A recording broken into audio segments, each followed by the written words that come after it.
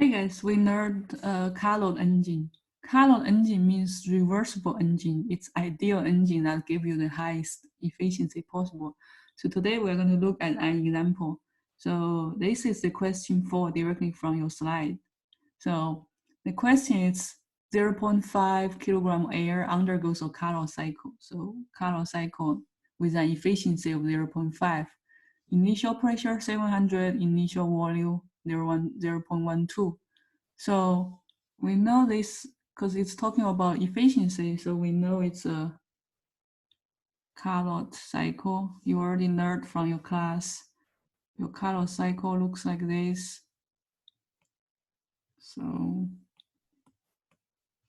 this is 1, 2, 3, 4. Process 1 to 2. T1 equals T2. So it's isothermal. It's reversible isothermal expansion. 2 to 3.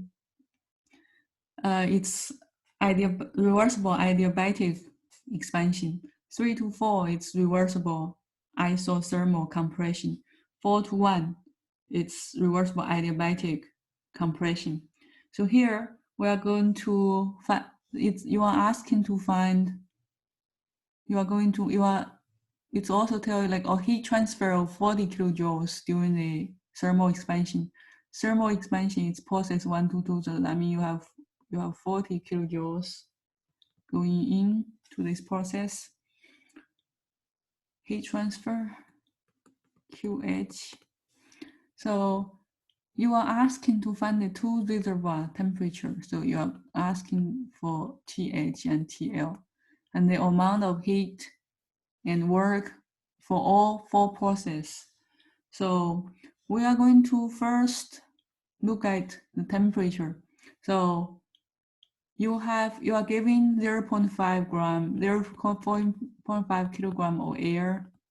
Air, you can use ideal gas law, right? You remember from chapter 3, 4, or 5, you have been used ideal gas law for air or nitrogen, any other gases. So given the initial pressure, it's 700 kilopascal at the initial, and initial volume is 0.12 cubic meter. So you want to find the temperature. So you have PV equals MRT. So here it's TH because process 1 to 2 is at higher temperature than 3 to 4, T3, T4. So you have P1, V1, this is P1, V1 equals mass is the same. So for air, you can find it, go to your table, your air, if I'm correct, you will have R equals 0.287, right? Then you have the mass, 0.5 kilogram. You have pressure, you have volume. Can you calculate TH? If you plug in, TH should be around 585.4 K.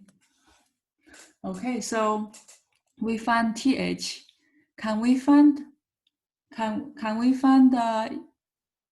TL? Of course, if you remember, for Carnot reversible engine, you will have efficiency. For reversible engine, you will have efficiency equation of temperature equals 0.5. So in this equation, you already know TH, so you can calculate TL equals 292.7 K. So we solved this. So far, we solved this temperature question. So now we are going to have to look at the amount of heat, work for all four processes. So we are going to do one by one. Okay, so let's do process 1 to 2. 1 to 2. 1 to 2. This is a recall the piston cylinder system. You have a closed system. This is reversible isothermal expansion. So you have first law for closed system, Q minus W equals delta U. We don't put P, Ke here because it's not moving. Well, the position doesn't change. So here, The first process is isothermal. Isothermal means this equals 0 because this is related, delta U is highly related with temperature, so that's equals 0. So you have Q equals, that's QH equals W, because 1 to 2 you have 40 kilojoules of heat going in to do the work, equals 40 kilojoules. We solved 1. Okay, let's look at process 2 to 3. Adiabatic process, that means Q equals 0. So we will have delta U equals Q minus W. This guy equals 0. So your W will equals negative delta U. How do you calculate delta U for gas? If you recall, you have mCV T delta T. Delta T 2 to 3, it's T3 minus T2, right? So here, we already know T2, T3. Here, T1 equals T2 equals TH. T3 equals T4 equals TL. So we already know those temperatures. So we already know the mass is 0.5. So we only have to find CV. So CV for air, you can find from your table. A2, it's about 0.733. So here, after you find CV, then you plug in by the mass and temperature, you calculate the number, it's going to be 107.3 kilojoules. You are doing work 2 to 3 is expansion, so it's positive, that's correct.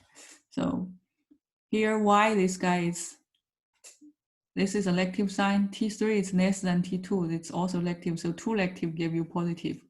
So we solved for 2 to 3. Okay, so we look at process 3 to 5, 3 to 4. Let's look at 3 to 4. Process 3 to 4. 3 to 4 is reversible isothermal compression. Again, it's isothermal. So here, it's a compression. So your work will have lactive sign, right? Just keep in mind, because it's a compression. You are done work on the system, so it's lactive sign. So we're going to start with the equation again. So you have QL, this it's Q in here, QH going in, you have QL released here. So your QL minus W equals delta U. Isothermal, this guy equals 0. So QL will equals to the work. So here you have, we know it's a Carnot reversible engine. So remember, your Carnot engine have an equation, QL divided by QH. This is only for reversible engine, TH. So here you know TL, you know TH. Do you know QH? Of course, you know QH.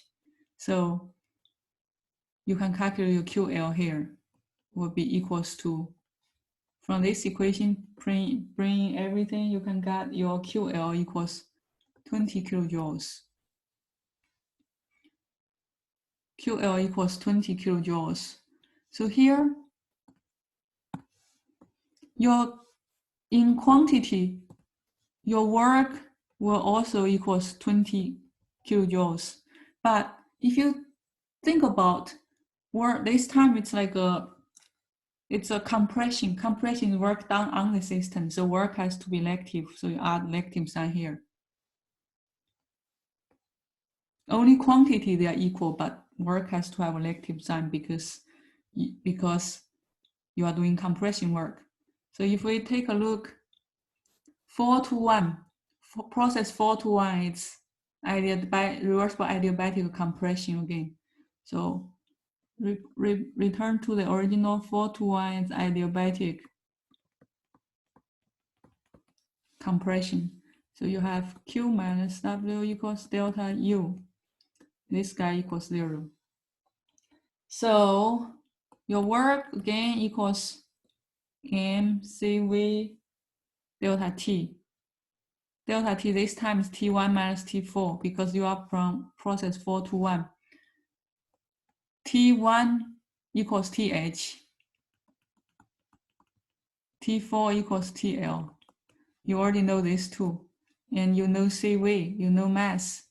So your work, if you plug everything in there, your work will be equals to negative 107.3 kilojoules.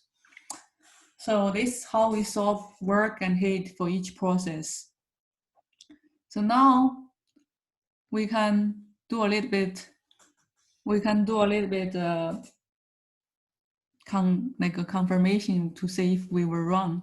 So the net work for all the process equals W1 plus W2 plus W3 plus W4.